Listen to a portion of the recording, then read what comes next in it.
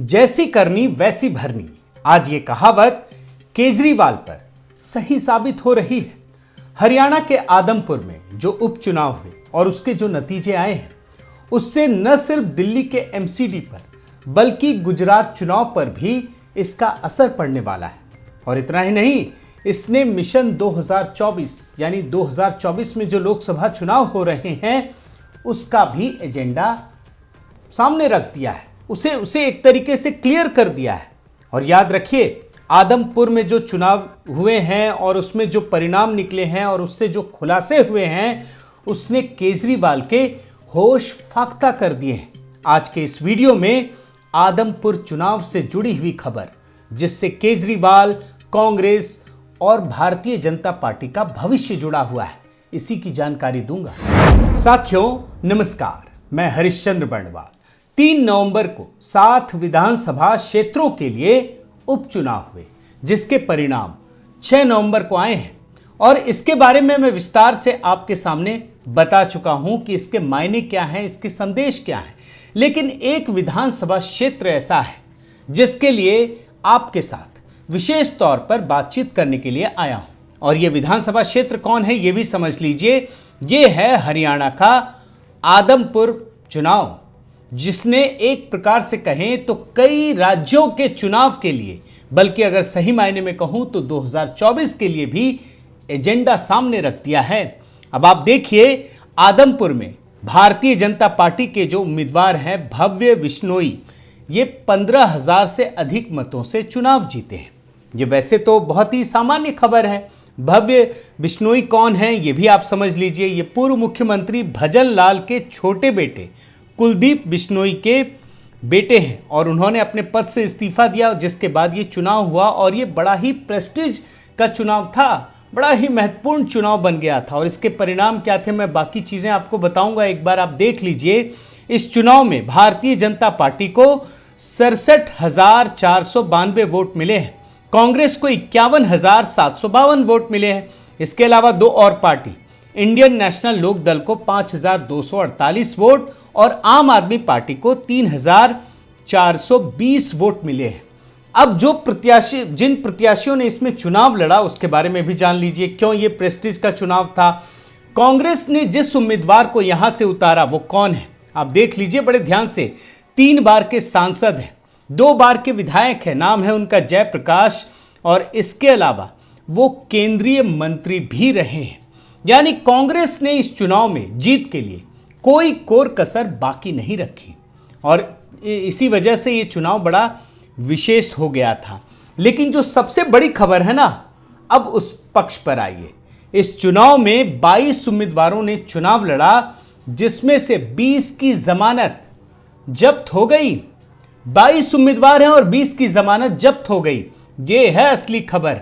और इससे भी बड़ी खबर, जो सबसे बड़ी खबर है जिसके लिए मैं आज आपके पास आया हूं, उसमें यह है कि आम आदमी पार्टी का जो उम्मीदवार था ना, उसकी जमानत जब्त हो गई है। अब आपके लिए आप हो सकता है ये भी सोचे कि अभी तो कई सारे चुनाव हुए जिसमें से 90% सीटों पर आम आदमी पार्टी की जमानत जब्त हो गई, लेकिन ऐसा है नहीं। ये जो चुनाव है ना, ये बड़ा खास है।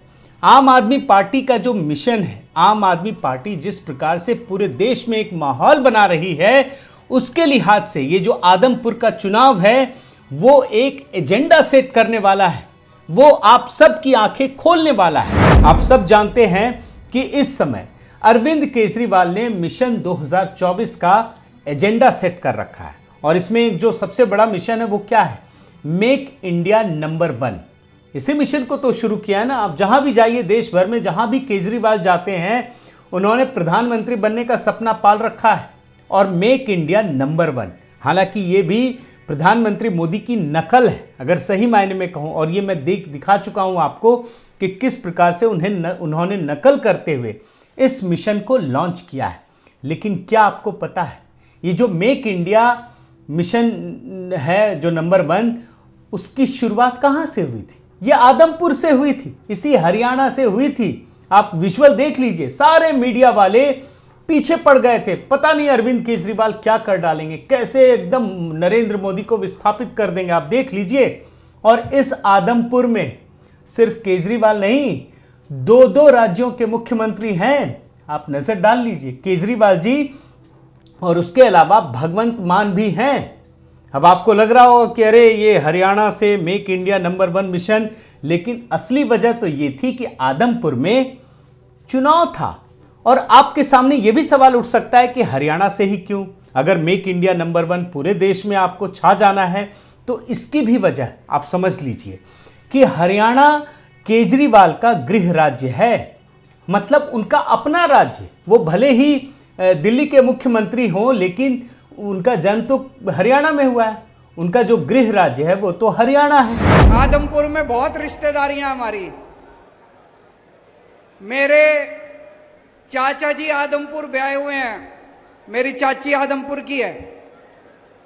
मेरा एक भाई आदमपुर ब्याया हुआ है, मेरी भाभी आदमपुर की है। और दूर की रिश्तेदारियां तो कितने चाचे, ताऊ, मामा, मामी, कितने सारे बैठे हैं अभी यहाँ पे सामने। इसलिए ये हरियाणा तब भी बहुत महत्वपूर्ण हो जाता है।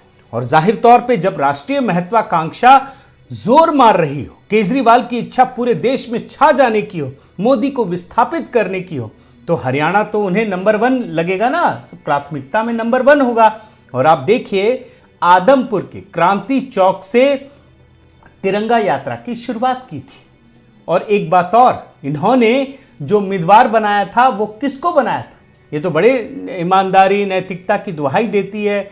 भाजपा कांग्रेस से अपने आप को एकदम शुद्ध बताती है, लेकिन जो इनका उम्मीदवार है ना, सत्येंद्र सिंह, वो भारतीय जनता पार्टी छोड़ करके आए थे और इससे पहले 2014 में कांग्रेस के टिकट पर चुनाव लड़ा था। तो ये है इनका उम्मीदवार।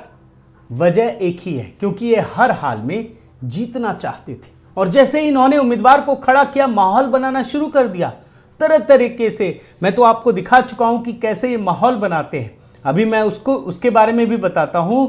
लेकिन मीडिया, सोशल मीडिया, हर तरह से इन्होंने माहौल बनाना शुरू कर दिया। और माहौल बनाने के लिए जो पहला काम करते हैं वो क्या करते हैं? वो ओपिनियन पोल, झूठ फरेब, तमाम तरीके से। और आप देखिए ये ओपिनियन पोल, आदमपुर उपचुनाव कौन जीत रहा है? और देखिए, आपको आश्चर्य होगा, नतीजे भी देख लीजिए। आम आदमी पार्टी 67.7% और बीजेपी कहां है? 14%, 14.7%। और कांग्रेस 16, यानी भाजपा को तीसरे नंबर पे धकेल दिया। तो ये है आम आदमी पार्टी का खेल। अब ये भी हो सकता है कि आप कहें कि ओपिनियन पोल तो कोई भी कर सकता है, कोई भी चला सकता है। भाई ये बात भी सच है, लेकिन केजरीवाल जी के लिए तो इसका कोई महत्व नहीं है, क्योंकि केजरीवाल जो कहें वही सही। और इस ओपिनियन पोल को उनके कई विधायकों, मंत्रियों ने रीट्वीट किया। खुद आप देखिए ना, केजरीवाल जी भी कर चुके हैं, जो सोशल मीडिया में मुझे दिख रहा है।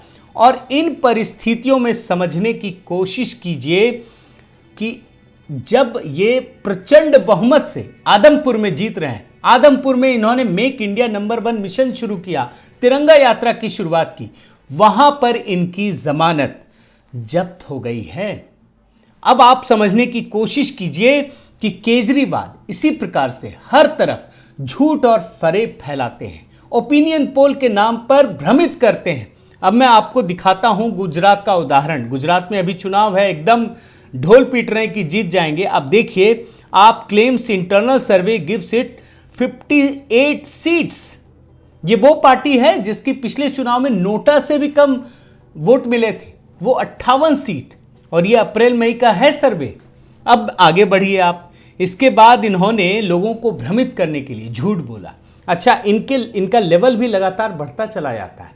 ये पहले झूठ बोलते हैं, फिर बड़ा झूठ बोलते हैं, फिर उससे भी बड़ा झूठ बोलते हैं। अब एक झूठ देखिए, इन्होंने आईबी का नाम लेकर, इंटेलिजेंस ब्यूरो का नाम लेकर झूठ बोला कि आम आदमी पार्टी जीत रही है।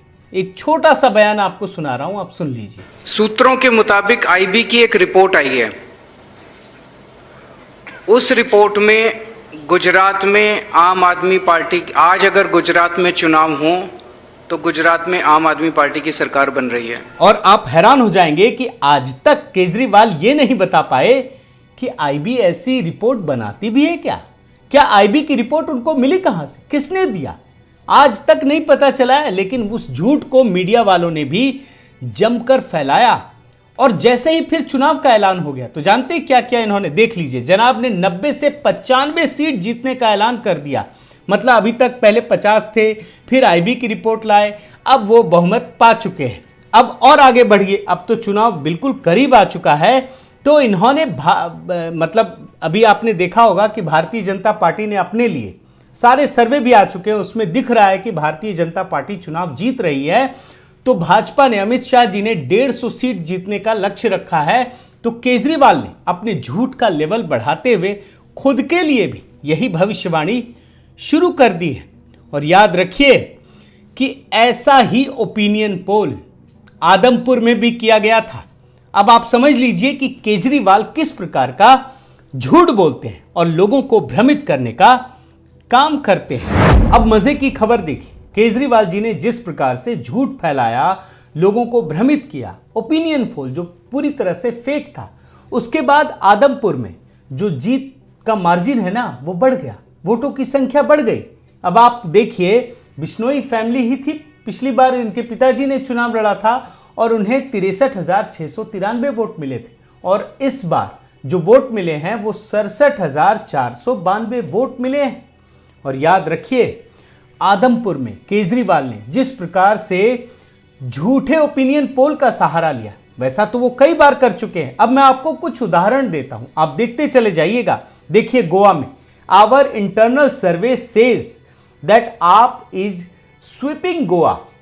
गोवा में प्रचंड बहुमत मिल रही है आम आदमी पार्टी को, यह दावा किया था। हकीकत क्या रहा, नतीजे क्या रहे, आप जानते हैं। मुख्यमंत्री का उम्मीदवार भी हार गया चुनाव। अब आप आइए उत्तराखंड में। उत्तराखंड में भी मुख्यमंत्री का उम्मीदवार घोषित कर दिया। आप सर्वे देखिए, जिस तेजी से सर्वे में आपका ग्राफ उत्तराखंड में बढ़ रहा है, उससे साफ है कि अगले मुख्यमंत्री अजय कोठियाल होंगे। तो ये हाल है। और दोनों जगह क्या स्थिति रही, दोनों ही जगह उत्तराखंड और गोवा में आम आदमी पार्टी की प्रचंड हार हुई। अब आपको मैं एमसीडी चुनाव की ओर लेकर चलता हूं। अब तो एमसीडी चुनाव की भी घोषणा हो चुकी है। मैं ठीक 5 साल पुरानी रिपोर्ट दिखा रहा हूं, आप देखिए। ये 2017 की रिपोर्ट है। AAP survey claims victory for party in Delhi MCD polls, ये है। और सीटों की संख्या भी 218 सीट, 272 में 218 सीट केजरीवाल ने क्लेम किया कि उन्हें मिलने वाली है।